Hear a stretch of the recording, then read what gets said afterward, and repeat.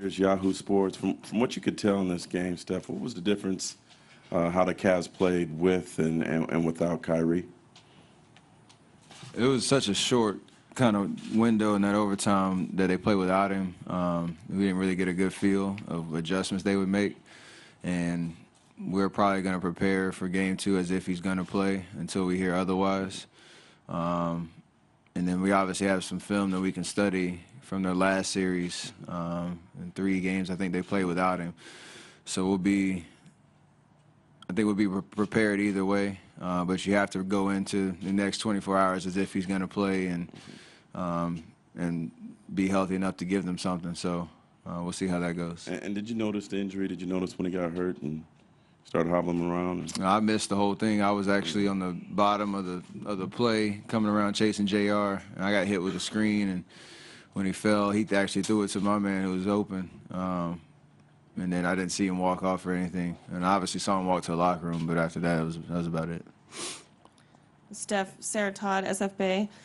We heard you get pretty emotional when you were talking about your dad and following in his footsteps during your MVP speech. I'm wondering what it's been like to share this experience now through the playoffs with him, and what would it mean for you to share a championship with him?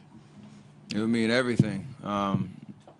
Obviously basketball has been great to my family, and he had a great 16-year career, but never got past the second round in the playoffs. And that alone kind of speaks volumes to me of how hard it is to get to this point, let alone win a championship. So for him to be able to come out to the Bay from North Carolina and be at pretty much every playoff game, home or away, and enjoy the whole experience with me means a lot. So I was just kind of joking. He's been me and my wife's roommate for the last month and a half, just tagging along. And it's special because, I guess I got talked about in my speech, and every time I'm asked about it, he's the example for me of how to be a true professional, and he should be able to enjoy this as much as I am.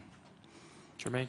Jermaine Franklin with TSN. Steph, I know the finals and the championship is the ultimate, but is there a sense that if you win it, you want to beat the best? And in saying that, do you hope that Kyrie is able to play? You always want to, yeah. Whatever challenge is in front of you, be able to conquer it. You can't help what happens along the way, and you hate to see a guy have to battle through an injury, because I've been through the same thing, and obviously the timing of it is not great. But our job is to go out and play and compete every night, and it's not to say that whoever steps up in his absence, if he can't play, whether it's Dellavedova, whether it's Mike Miller, whoever's going to play those minutes, they're going to come in trying to win the game as well and impact the game. So we can't assume that Kyrie plays or doesn't play that it's going to be a cakewalk for us to get a championship. It's still going to be a challenge. It's still going to be tough, and we have to control what we control and do what we do. This side in the aisle. Hey, Steph, Ken Field with ESPN. You've hit 12 straight corner three-pointers from the left side. You jinxed me already. I know that's death wish for Game 2. Apologize for the number. I need to know where you're sitting at Game 2. I'll point at you if I miss it. Can I ask you what makes that spot special for you? And also, did you notice what they were doing to try to keep you off the arc in Game 1? I have no idea what that spot was different about it. I have the same confidence when I rise up, no matter where I am on the floor.